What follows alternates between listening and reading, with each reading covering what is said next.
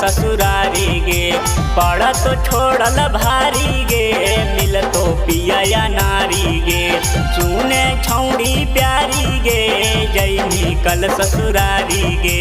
पड़ तो छोड़ल भारी गे, मिल तो पिया या नारी गे। अब रातिया में कहला का बतिया रखी हो धायान गे।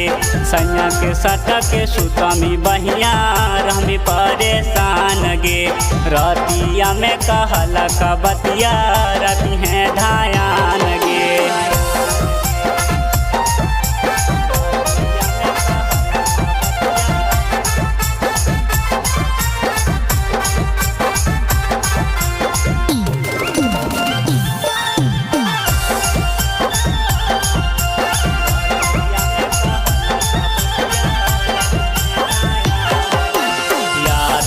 तो हमर रात रहमी जब सैया के साथ। दिला में दर्द हो तो गे जान पटक भी तो है माथा पर हाथ।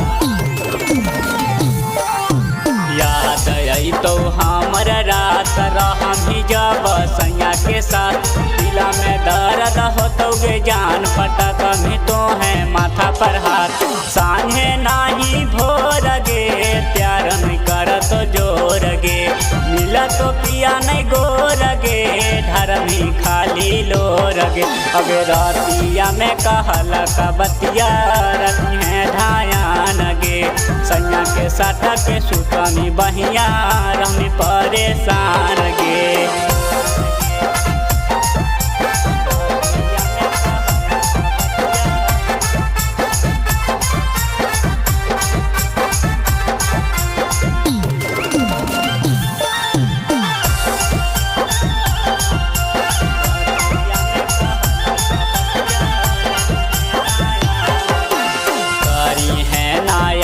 जान दोसर के ले ली सैया मान। मार देली दिला में बान, तोड़ देली आरामान।